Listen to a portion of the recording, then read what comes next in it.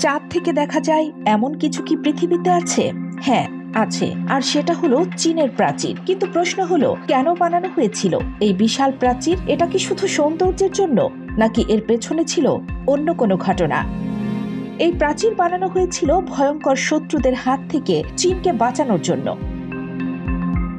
সময়টা খ্রিস্টপূর্ব 246। চীন তখন অনেকগুলো ছোট ছোট রাজ্যে ভাগ হয়ে আছে, আর এই বিশৃঙ্খলার মধ্যে উঠে এলেন একজন রাজা, যার নাম শি হুয়াংটি, যিনি পরে হন চীনের প্রথম সম্রাট।